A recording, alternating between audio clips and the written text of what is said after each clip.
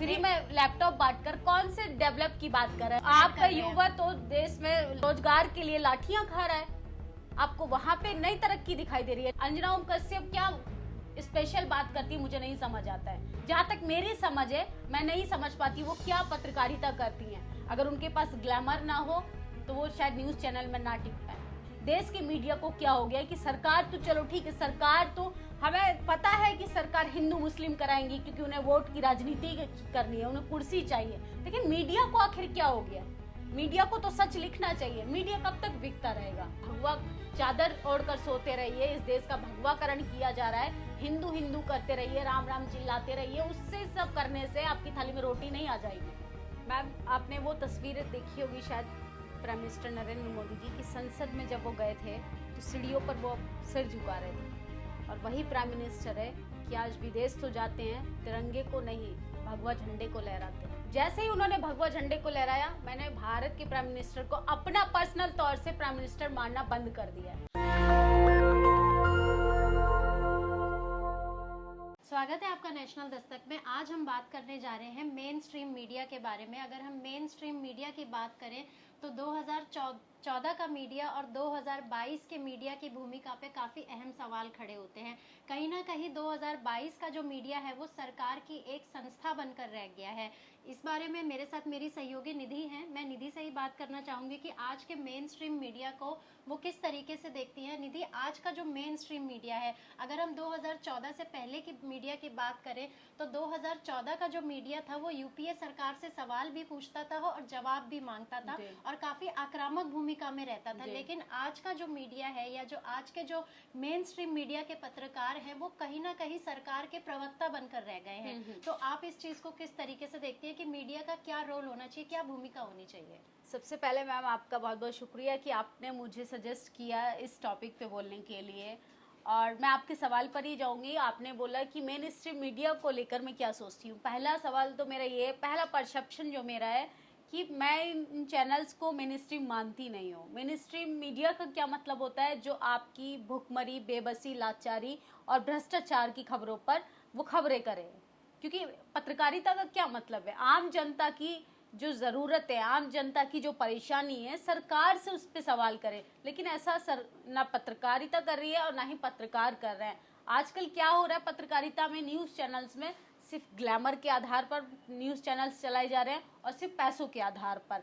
सरकारें उनकी जेबें भर रही हैं, तो इसलिए वो जो उनकी कलम है ना, कलम के पीछे जो स्याही की जगह, इंक की जगह उन्हें पैसे मिल रहे हैं। इसलिए वो वही लिख रहे हैं जो सरकार चाहती है, वो वही लिख रहे हैं जो अधिकारी चाहते हैं, वो वही लिख रहे हैं जो प्रशासन चाहती है। अगर इस देश की मीडिया सुधर जाए तो मैम इस देश में भ्रष्टाचार कम हो जाएगा, बेरोजगारी कम हो जाएगी। आज उन मुद्दों पे क्यों बात नहीं हो रही है जो ज़रूरी मुद्दे हैं?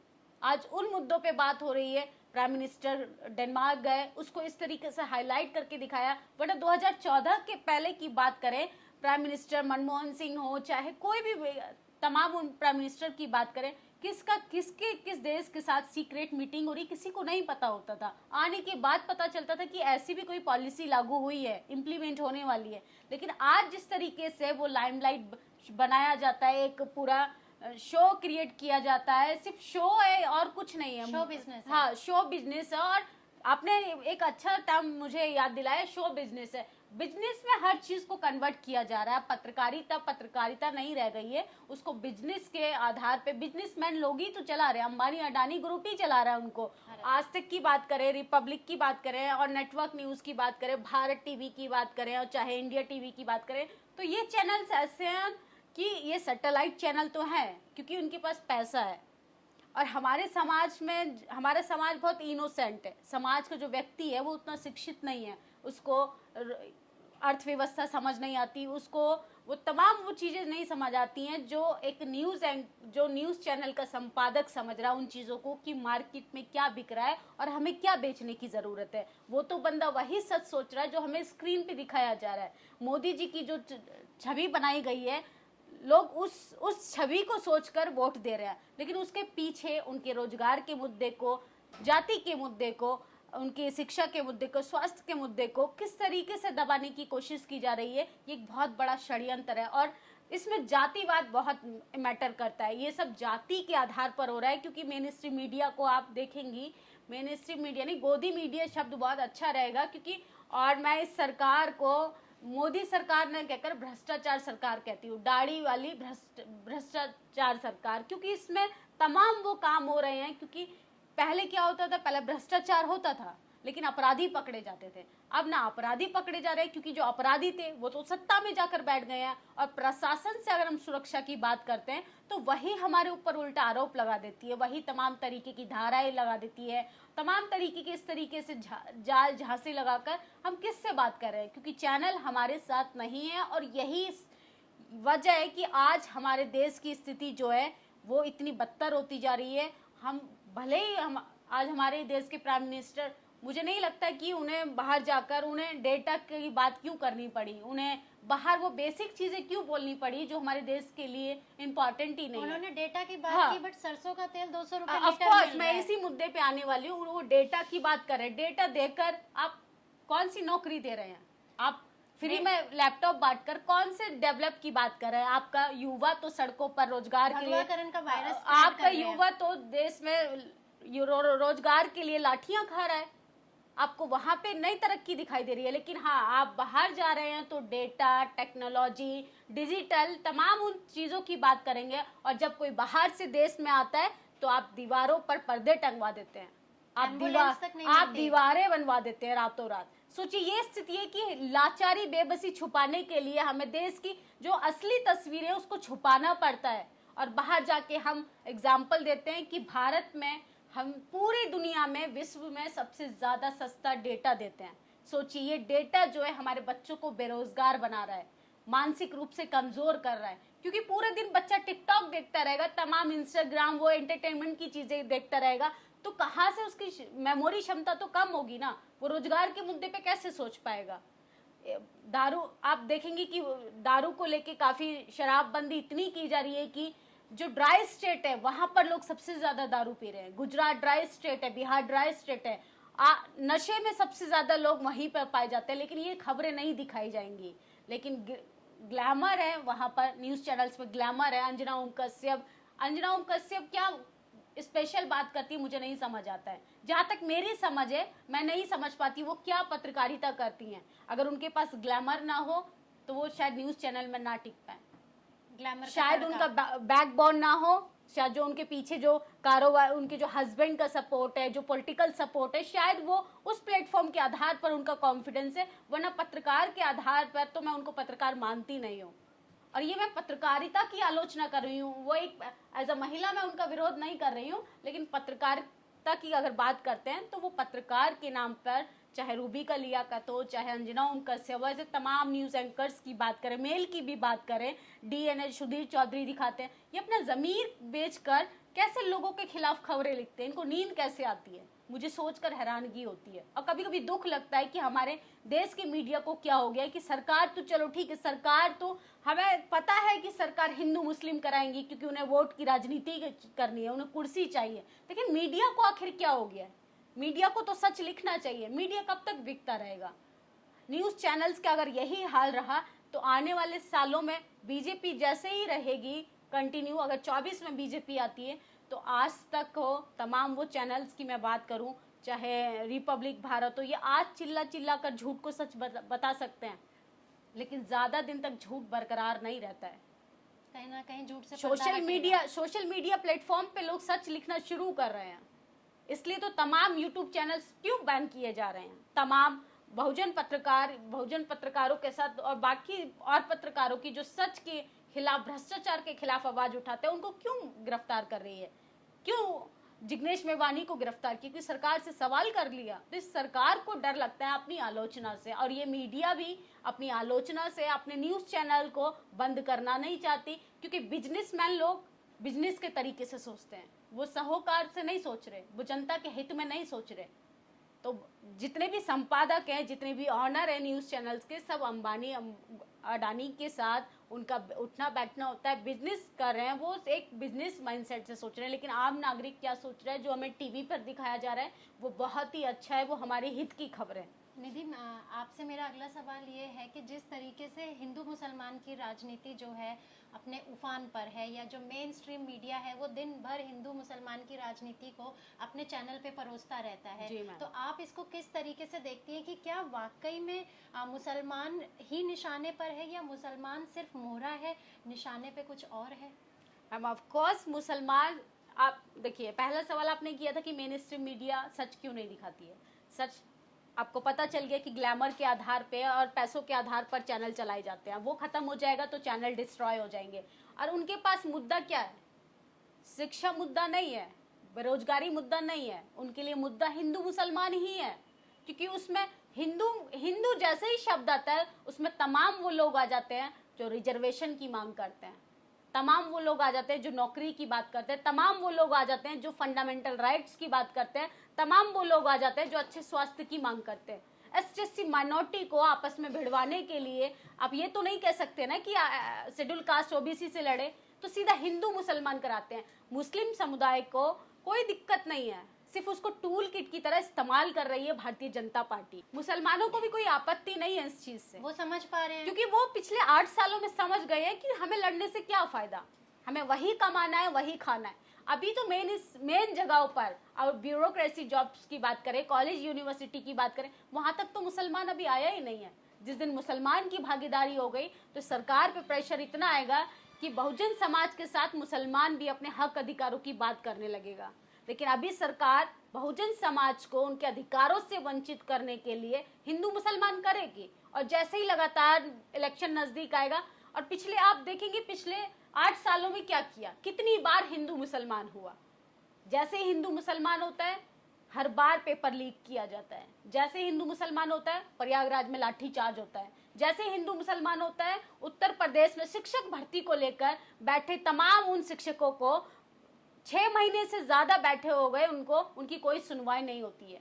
सोचिए ये स्थिति है इस देश की, सिर्फ हक अधिकारों को दबाने की कोशिश की जा रही है और कुछ नहीं है मोटिव इनका कि रिजर्वेशन पे बात ना करें। आरक्षण तो आप आरक्षण तो तब देंगे ना जब आप कॉलेज में जाने देंगे। कॉलेज में आप एंट्रेंस टेस्ट ले आए, एंट्रेंस टेस्ट बच्चा क्लियर तब करेगा जब आप रेस की एक ही लाइन रखेंगे। इक्वलिटी नहीं है, आप इक्वलिटी नहीं आने दे रहे हैं तो कहाँ से आप रिजर्वेशन दे पाएंगे बच्चों को। तो वही सारी चीजें मैम कि राइट्स को लेके इस देश में राइट्स पे बात नहीं होनी चाहिए। और जिस तरीके से माहौल क्रिएट किया जा रहा है, आप तमाम उन मुद्दों पे बात कीजिए। भगवा चादर ओढ़कर सोते रहिए, इस देश का भगवाकरण किया जा रहा है, हिंदू हिंदू करते रहिए, राम राम चिल्लाते रहिए, उससे सब करने से आपकी थाली में रोटी नहीं आ जाएगी। ये सरकार किसी का भला नहीं कर देगी। बच्चियों का बलात्कार किया जा रहा है, महिलाओं पे अत्याचार हो रहा है, युवाओं पे लाठीचार्ज हो रहा है, कहाँ हम सुरक्षित हैं? इन पे कौन बात करेगा? ठीक निधि, मेरा आपसे एक सवाल ये है कि मोदी जी विदेश दौरे पे गए हैं, फ्रांस, डेनमार्क, बर्लिन, तो कहीं ना कहीं उनके विदेश दौरों पे भारतीय ध्वज नहीं दिखाई दे रहा है, वहाँ पे भी भगवा झंडा दिखाया जा रहा है या लहराया जा रहा है। तो आप इस चीज को किस तरीके से देखती है कि भगवा झंडा क्या संदेश दे रहा है? जहाँ पे भारतीय ध्वज होना चाहिए, भारतीय झंडा ना होके वहाँ पे भी भगवा झंडा विदेश में दिखाया जा रहा है, तो ये संदेश क्या है? मैम आपने वो तस्वीरें देखी होगी शायद प्राइम मिनिस्टर नरेंद्र मोदी की, कि संसद में जब वो गए थे तो सीढ़ियों पर वो सिर झुका रहे थे। और वही प्राइम मिनिस्टर है कि आज विदेश तो जाते हैं, तिरंगे को नहीं भगवा झंडे को लहराते हैं। जैसे ही उन्होंने भगवा झंडे को लहराया, मैंने भारत के प्राइम मिनिस्टर को अपना पर्सनल तौर से प्राइम मिनिस्टर मानना बंद कर दिया है। क्योंकि एक प्राइम मिनिस्टर इस तरीके की चीजें नहीं कर सकता है। वो एक पार्टी के लिए प्रचार करते हैं, एक धर्म का गुणगान करते हैं, एक धर्म के झंडे को प्रमोट करते हैं। ये कहाँ की ये कौन से कॉन्स्टिट्यूशन में लिखा है कि ऐसे भारत के प्रधानमंत्री को होना चाहिए? सोचिए ऐसी आइडियोलॉजी पे अगर वो काम करेंगे, आप उम्मीद कर सकती है इक्वलिटी की? आप डाइवर्सिटी कंट्री में इक्वलिटी की बात कर सकती है, समानता की? वहाँ हिंदू मुस्लिम नहीं होगा तो क्या होगा? वहाँ मारपीट नहीं होगी, वहाँ दंगे नहीं होंगे। और तमाम उन भारतीय जनता पार्टी के नेताओं की मैं उंगलियों पे नाम गिनवा सकती हूँ जिन्होंने दंगे कराए। गुजरात जीतने के लिए दंगे कराए, दिल्ली जीतने के लिए दंगे कराए। इन्होंने कहाँ नहीं दंगे कराए? यूपी में करना था तो प्रयागराज में दंगे हुए, युवाओं को किस तरीके से लाठीचार्ज हुआ था। सोचिए इस तरीके के वो सिर्फ दंगों के आधार पर, ये संघी जो है ना, संघी गुंडे सिर्फ दंगों के आधार पर भारतीय जनता पार्टी को सिर्फ सत्ता में लाते हैं, कुर्सी हथियाते हैं और इन्हें कोई मतलब नहीं है। और यही आरएसएस थी जिसने तिरंगे का अपमान किया था, जिसने तिरंगे को जलाया था। और 2025 में 100 साल पूरे हो रहे हैं आरएसएस के, और वही मोहन भागवत कहते हैं कि नया संविधान बनाएंगे हम। इस संविधान को हम नहीं मानते हैं, मैं भारत के कानून को नहीं मानता। और उन्हें शायद ये नहीं पता है कि ये बोलने की आज़ादी भी उन्हें संविधान देता है। भारत का जो संविधान है, अगर ये वो स्टेटमेंट देते हैं, ये आज़ादी भी उन्हें उनका संविधान दे रहा है। लेकिन भारत की ये मानसिकता हो गई है, क्योंकि संविधान जो है डॉक्टर BR अम्बेडकर ने बनाया है। संविधान में गड़बड़ नहीं है, उसको इम्प्लीमेंट करने वालों में गड़बड़ है। वो अपने अंदर जब सुधार करेंगे ना, तो शायद देश की एक बेहतर तस्वीर हो सकती है। शायद फिर मोदी को डंका बजाने की जरूरत नहीं है, विदेश जाकर भगवा झंडा लहराने की जरूरत नहीं है, फोटो शूट कराने की जरूरत नहीं है। आपने फिनलैंड की प्राइम मिनिस्टर के साथ वो वॉक कर रहे थे, उन्हें वॉक करने की भी जरूरत नहीं है दिखावे के लिए, क्योंकि हमारे प्राइम मिनिस्टर कितना कैपेबल है, कितना काम करते हैं और कैसे काम करते हैं, किन पॉलिसी पे काम करते हैं, वो सब भारत की जनता समझ चुकी है। दिख रहा है, अब दिख रहा है। तिल तिल कर मर रहे हैं लोग, महंगाई अपनी चरम सीमा पर है, बेरोजगारी, इनफैक्ट बेरोजगारी इतनी बढ़ गई है मैम, हताश होकर युवाओं ने अब कोशिश करना बंद कर दिया है। मैं आपको रिपोर्ट दिखाऊंगी, खुद यूनिवर्सिटी जाकर लोगों के सामने वीडियो दिखाऊंगी कि स्टूडेंट की क्या हालत है, स्टूडेंट कैसे सोच रहे हैं। सोचिए, मजबूर हो गए हैं लोग चाय बेचने पर। ये कोई प्राउड की बात नहीं है। MBA करने वाला बच्चा पकोड़ा तल रहा है, चाय बेच रहा है बच्चा BTech करने वाला। हम कौन से तरक्की की बात कर रहे हैं? और ऐसे फ्री के डेटा का हम क्या करें कि उस डेटे से हमारे भविष्य को अंधकार की ओर ढकेला जा रहा है। जियो का फ्री में सिम कार्ड देने का लालच जो अडानी ने दिया था, उसका बाद में अंबानी ने जो दिया था, फिर बाद में हमें क्या खामियाजा भुगतना पड़ा, आज हम देख रहे हैं ना। वही दुगने में रिचार्ज आज होता है। सोचिए, ये मुफ्त का खिला खिलाकर ये हमारी जनता को सिर्फ कमजोर बना रहे हैं और कुछ नहीं कर रहे हैं। क्योंकि फ्री का जनता खाएगी, फ्री का राशन खाएगी, फ्री का बिजली खाएगी, फ्री का सब कुछ खाएगी, तो उसको काम ना करने की आदत हो जाएगी और हम मानसिक गुलाम की ओर फिर धकेले जा रहे हैं। वो बरसों से जो हमने अपनी बेड़ियां खोली थी मानसिक रूप से, जो जहां हम गुलामी की जंजीरों से निकलकर बाहर आ रहे थे, अभी तो हमारी पहली पीढ़ी आना शुरू हुई थी। अब फिर इन्होंने वही काम शुरू कर दिया। धर्म से निकलकर हम एजुकेशन की तरफ आ रहे थे, धर्म के दरवाजे से निकलकर हम स्कूल कॉलेज पहुंचे थे, हमारे लिए स्कूल कॉलेज बंद कर दिए। और इसमें जातिवाद बहुत मैटर करता है। तो भारतीय जनता पार्टी सिर्फ एक ढोंग कर रही है, क्योंकि और कुछ नहीं है। और आप देखेंगे आने वाले सालों में कि मोदी जी को तो शौक है कि घूमने फिरने का, ड्रेस चेंज करने का। अगर उनका दिमाग अमित शाह जैसा, चाणक्य जैसा हो जाए ना, तो इस देश की स्थिति और भी बदतर हो। इस देश में रोज दंगे हो, महिलाओं के रोज कपड़े खोले जाएं, और इसमें ना प्रशासन हमारा साथ देगा, मीडिया कर्मियों से हमें कोई उम्मीद नहीं है। बचा कुछ सोशल मीडिया है तो उस पर भी बैन लगाने पे लगी पड़ी है। हम कब तक बोल रहे हैं हमें खुद नहीं पता। हमें हर पल ये डर लगा रहता है कि हमारा चैनल कब बंद हो जाएगा। ये डर हमेशा रहता है, क्योंकि जब हमारे पास कोई प्लेटफॉर्म नहीं होगा, हम अपनी आवाज कब बोल पाएंगे, कैसे बोल पाएंगे, कैसे लोगों से कनेक्ट हो पाएंगे। शायद जितने लोग आज सुन रहे हैं वो नहीं सुन पाएंगे फिर।